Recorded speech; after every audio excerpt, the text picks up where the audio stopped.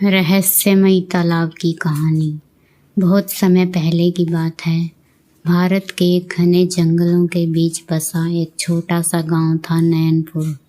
यह गांव बाकी दुनिया से बिल्कुल अलग अलग था।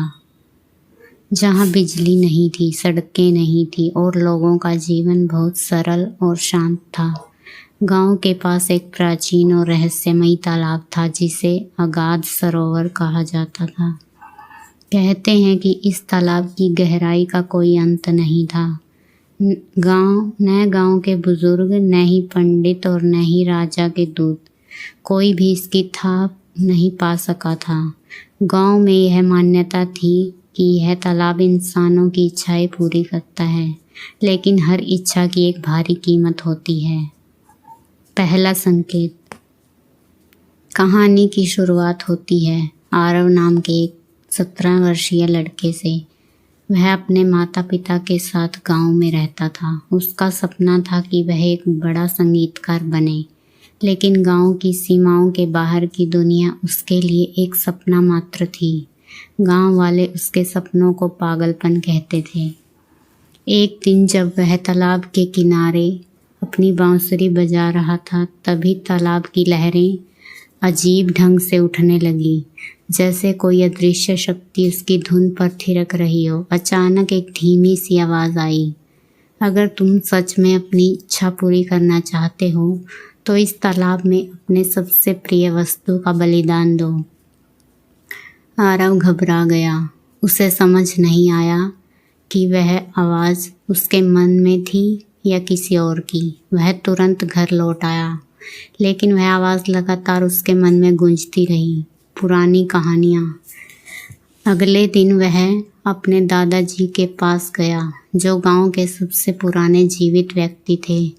दादाजी ने उसे एक पुरानी कथा सुनाई। आज से 100 साल पहले एक नवयुवक जिसका नाम सोम था, इस तालाब से अमरत्व मांग बैठा। उसने अपने जीवन की सबसे प्रिय वस्तु, अपनी प्रेमिका की पायल, तालाब में डाली। उसे अमरता तो मिली, लेकिन अगले दिन उसकी प्रेमिका मर गई और सोम खुद पागल हो गया। इस तालाब की शक्तियाँ बहुत रहस्यमयी हैं। ये इच्छा तो पूरी करती हैं, पर हर बार कुछ छीन भी लेती है। आरव के मन में डर और उत्सुकता दोनों गहराते गए। प्रलोभन और निर्णय। आरव के पास उसकी बांसुरी ही सबसे प्रिय वस्तु थी। वह उसके पिता की अंतिम निशानी थी, जो एक प्रसिद्ध बांसुरी वादक थे। कुछ दिनों तक वह तालाब से दूर रहा, लेकिन आवाज़ें फिर लौट आई। तेरी कला की असली उड़ान इस गांव के बाहर है, लेकिन उसके लिए बलिदान देना होगा। आखिर एक रात वह चुपचाप तालाब के पास गया। अंधेरा घना था, आसमान में बादल थे और तालाब के किनारे एक अजीब सी नीली रोशनी फैल रही थी। उसने कांपते हाथों से अपनी बांसुरी को देखा, फिर धीरे धीरे उसे तालाब में प्रवाहित कर दिया। जैसे ही बांसुरी पानी में समाई, तालाब की लहरें तेज हो गई और एक रहस्यमयी तेज प्रकाश फैला। अचानक आरव बेहोश हो गया। नई सुबह, नया जीवन। सुबह जब वह उठा तो खुद को गांव से दूर एक अनजान शहर में पाया। उसके पास सिर्फ एक झोला था और उसमें एक पत्र। तुम्हारा बलिदान स्वीकार किया गया। अब तुम्हें अपनी मंजिल तक जाना है, बिना पीछे देखे। शहर की गलियों में भटकते हुए वह एक संगीत विद्यालय के पास पहुंचा, जहां कोई बांसुरी वादक नहीं था। उसने वहां प्रस्तुति दी और सब हैरान रह गए। उसकी धुन में ऐसा जादू था कि लोग रोने लगे। धीरे धीरे वह प्रसिद्ध होता गया। उसके गाने रेडियो, टीवी, सोशल मीडिया पर छा गए। अब वह देश के सबसे प्रसिद्ध संगीतकारों में गिना जाने लगा। परछाई लौट आई। एक रात जब वह स्टेज पर प्रस्तुति दे रहा था, अचानक एक स्वर रूपहीन परछाई उसके सामने आई। तुम्हारी इच्छा पूरी हो गई, अब कीमत चुकानी है। आरव डर गया। वह भागा, पर परछाई पीछा करती रही। अगले दिन उसे पता चला कि उसकी माँ गंभीर रूप से बीमार है और उसके गांव लौटने की कोई व्यवस्था नहीं हो पा रही थी। वह टूट गया। तब उसे तालाब की बात याद आई। हर इच्छा की एक कीमत होती है। उसकी माँ की हालत बिगड़ती गई। आरव ने दुनिया भर के डॉक्टरों से इलाज करवाया, लेकिन कोई फायदा नहीं हुआ। सच का सामना। एक रात आरव ने निर्णय लिया, उसे वापस उसी रहस्यमयी तालाब के पास जाना होगा। वह गांव लौटा। गांव वाले उसे देखकर चौंक गए। एक साधारण लड़का अब बड़ा कलाकार बन गया था। वह फिर से तालाब के पास गया। अब तालाब की सतह स्थिर थी, मानो किसी रहस्य को छुपा रही हो। आरव चिल्लाया, तुमने मुझसे मेरी माँ छीन ली, क्या यही न्याय है?